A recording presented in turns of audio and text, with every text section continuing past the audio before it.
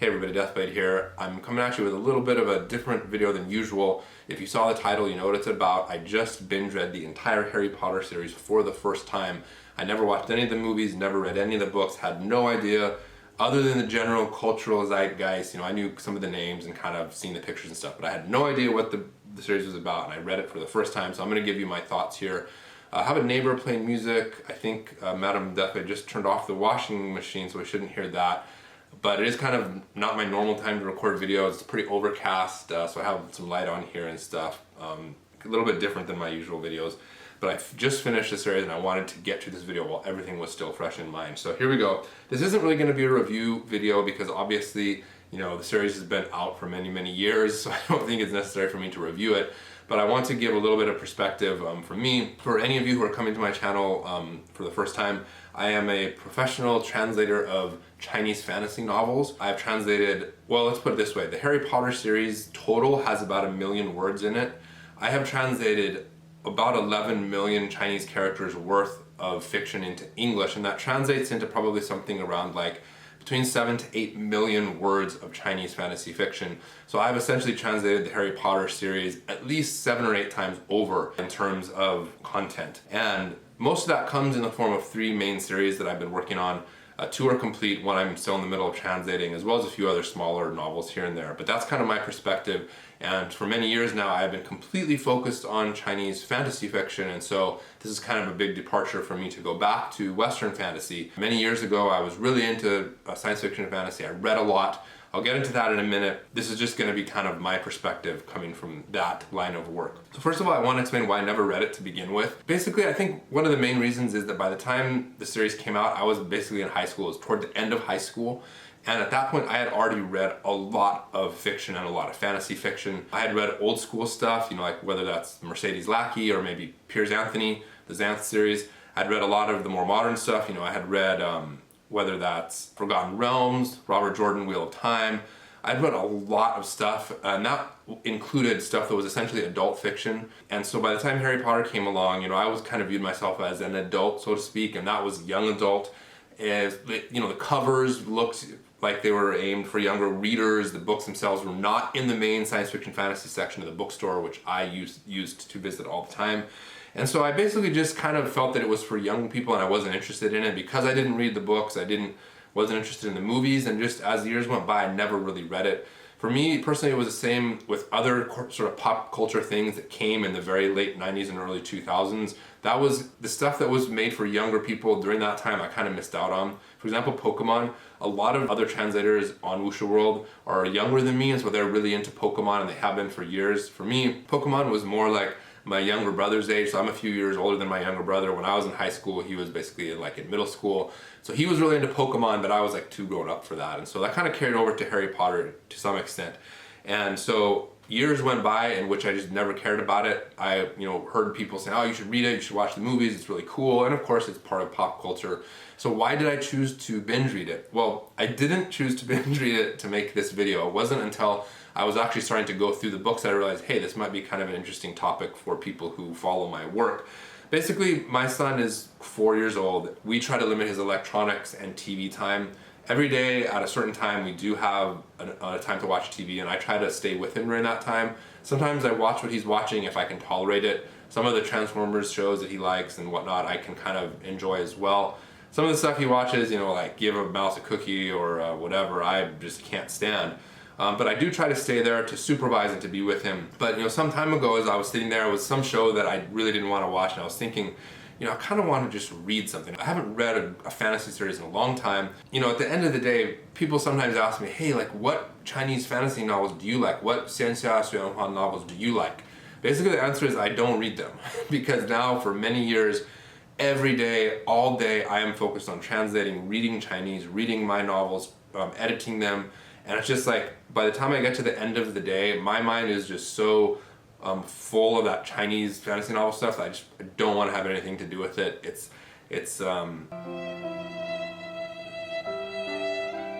Yeah, it's just too much. Even though the work is just sitting at a computer typing, it's actually very mentally draining, at least for me. So at the end of the day, I don't want to be reading stuff, whether it's in Chinese or whether it's an English translation of a Chinese story. I just don't want it. So I was sitting there one day with my son while he's watching TV and thinking, I want to read something. I pulled open Kindle, which I have on my phone. Primarily I had it on there to check my own personal novel. If you haven't checked that out before, there's a link in the description. I do have my own Chinese style fantasy novel that I wrote.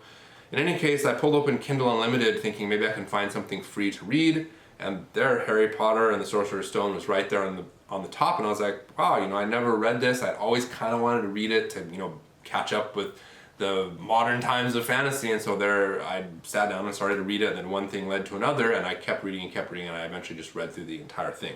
So, first of all, what did I like about the series? Or I guess I should say, did I like it? Yes, I did like it.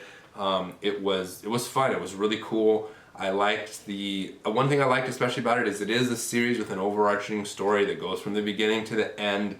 A lot of times there are series, for example, maybe Forgotten Realms or something, where it isn't really necessarily an overarching story. A lot of the Chinese fantasy novels tend to be like that. They're basically a character or a group of characters that you like going on adventures, but there isn't necessarily one big story. I'm lucky in that the 3 major projects that I have been working on, the 2 that I completed and the one that I'm currently working on, they all do have mega stories that connect the whole thing. So I did like that aspect about Harry Potter. I can see how, let's talk about maybe some of the things that I didn't really like about it. One thing was, I'm obviously not a young adult anymore, and so I could sense the difference in the writing style that you would expect, the plot, the characters between an adult novel and a young adult novel. That obviously jumped out to me.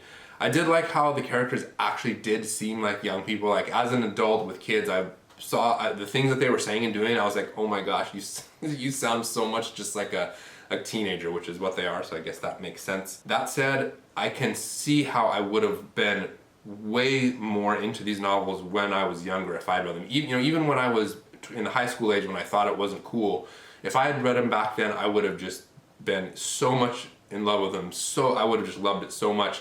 The main character, Harry, is, there's so many crossovers between me personally, whether it's physically dark hair and the glasses, or just his personal situation, things that I might connect to my own life. I definitely would have really liked it, but that kind of didn't click with me being my current age. Not saying that I didn't like it overall, I just didn't have that raw connection that would have happened on the level of my soul. Another thing I didn't really necessarily like too much was the magic system. So I'm aware of the whole, talk about soft magic and hard magic system in fantasy and all that different stuff, and I get it. This is a contrast area between a lot of the Chinese fantasy novels and Western fantasy novels like this, where I felt like in Harry Potter there was I never got a sense of what the rules were. Whether it's like mana or whatever you want to call it from Dungeons & Dragons or whatever game system you use, it's pretty common that characters can't just infinitely do magic without, getting tired or running out of their magic power. There wasn't really any talk of that, which I found kind of odd. There was no really defined set of magic spells or magic abilities or anything. So again, I get the point of the novel and the system, but that jumped out to me as being something that I kind of was like, because, and I'm going to get to this a little bit later in the crossovers between Chinese fantasy and Western fantasy, and specifically Harry Potter. One thing I see people complaining about all the time in Chinese fantasy novels is essentially like the Deus Ex Machina, or the things happening out of nowhere that characters suddenly can do something or whatever, or have some ability that never really was brought up before, or maybe is not brought up again. And that's one thing that I kind of felt happened in Harry Potter a lot, where it's like, I felt like the rules weren't clearly defined and weren't followed. That's just kind of what I felt. Incidentally, I do want to point out right here, I meant to mention this in the beginning, I have never, up to this point, and even after reading the novels, I have never read any analysis of it, never read any reviews, so for all I know, I could be saying things that have been said a million times over by people who talk about Harry Potter. So if that's the case, sorry, this is just my completely raw, unfiltered opinion. Talking really quick about some of my favorite books, so there's 7 books. I think my favorite one was The Order of the Phoenix. I really liked that. It was very there's a lot of intrigue and mystery and cool adventure kind of stuff going on. That was probably my favorite. I wouldn't necessarily say I have a least favorite, but Half-Blood Prince I felt was more like the Half-Blood exposition book, because it was basically half of the book was just telling stories of blocks of information that needed to come out. I didn't dislike it, but it was kind of definitely not the same pace that I was used to, and I did like the last one.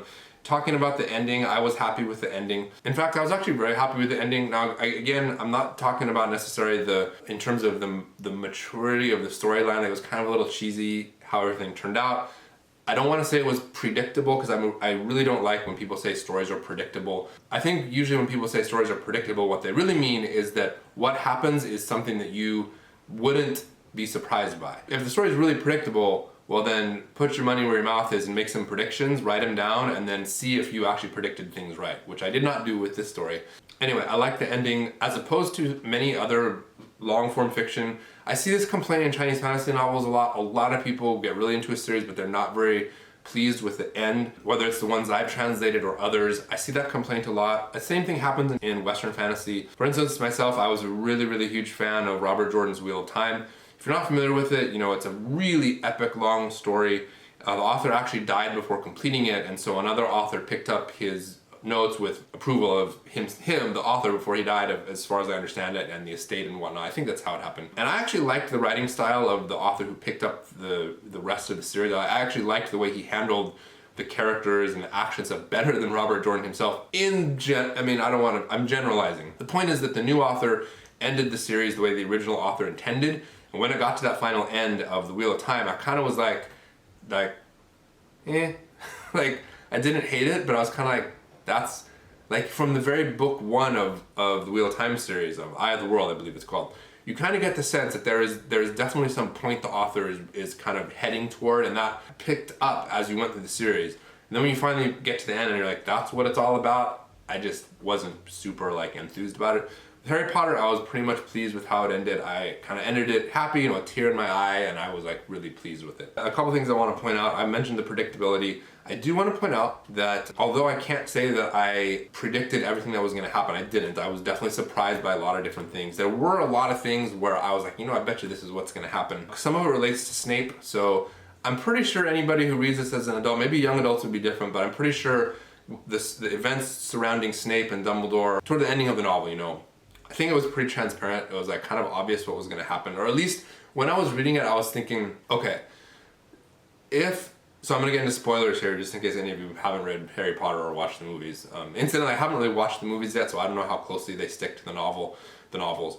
Anyway, so the point is, Snape kills Dumbledore, and in that moment, I'm thinking, this has obviously got to be a setup, and you know, Dumbledore has been building up Snape as a trustworthy character, and it's got to be a plot. And I was just thinking as I was reading through the end of the story, I was like, if that's not what happens, I'm going to be kind of pissed off, and I'm also going to be kind of disappointed that I was tricked. But of course, it did end with, you know, Snape essentially kind of being the good guy. I do also want to say that I wasn't taking notes as I was reading with the intention of doing this video, so I don't really have any notes to refer to, but I would say it was very early on, probably around book 2, I want to say, Chamber of Secrets. Maybe it was book 3, or it even could have been the first, I forget, that I was really into Snape himself. I thought he was the coolest character, the most complex and deep character. I don't necessarily want to say that I liked him, because I actually didn't like him, and actually for a lot of the book I was thinking, like, I kind of got the sense that there was some kind of secret going on, which as it turned out in the end there was. Kind of suspected that all along, but then I'm thinking, I really don't care what reason this guy has. It is unconscionable for an adult to treat a young teenage student like that. At least that's in my ideal world, how I feel. I used to be a teacher, and granted I never taught teenagers for long periods of time, but I did teach, you know, at elementary school level. And there were some kids who I really, really, really didn't like. I mean, there was even one kid who I, to this day, suspect, you know, I'm not gonna go into my speculations, because who knows, maybe he'll watch this video one day. But he hated me and I hated him. We kind of were friendly with each other, and but man, I don't care how much I hated the kid, I would never be so evil as Snape was to Harry so many times. In any case, so I can't say that I predicted everything that was going to happen with Snape, but I definitely was kind of in the back of my mind thinking that that's what was going on. So I originally was going to kind of wrap up by talking about the parallels between Chinese fantasy novels and Harry Potter. I kind of have already done that.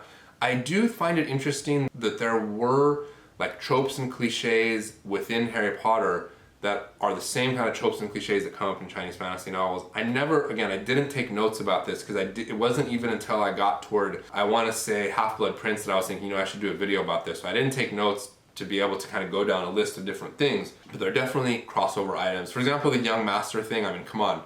Malfoy and Harry's cousin Dudley, they're pretty much typical young masters that you would see in Chinese fantasy novels, right? And there were a lot of other things that carry over. I do think that it's interesting that Harry Potter novels started coming out in the late 90s, And I think that a lot of the authors of the Chinese fantasy novels, from what I've seen, most of them are basically about my age or younger. I would say it's highly likely that a lot of them have read those novels and were influenced by them. Harry Potter's pretty popular in China. I had a lot of my students who were in roughly middle school age. I did have a few who were really into it. And granted, you know, obviously the authors of Chinese fantasy novels are a lot older than those students, but Harry Potter has been around for a long time. So I wouldn't be surprised if a lot of the authors have read them and have kind of picked up different things, whether consciously or unconsciously. So that's it for this video. I just kind of wanted to do a little bit of a reaction to Harry Potter from somebody who, despite being a big fantasy fan, never read it, and for the past several years has been super focused on Chinese, Asian fantasy stuff as opposed to Western fantasy. If you have any questions about my experience reading Harry Potter, please do leave them in the comments below. If you'd like to support the channel, please do like and subscribe. You can support on Patreon as well. And that's it for this video. I'll see you next time. Where did you go that? Check the links in the description below. That's it for this video. I'll see you next time. Godsla.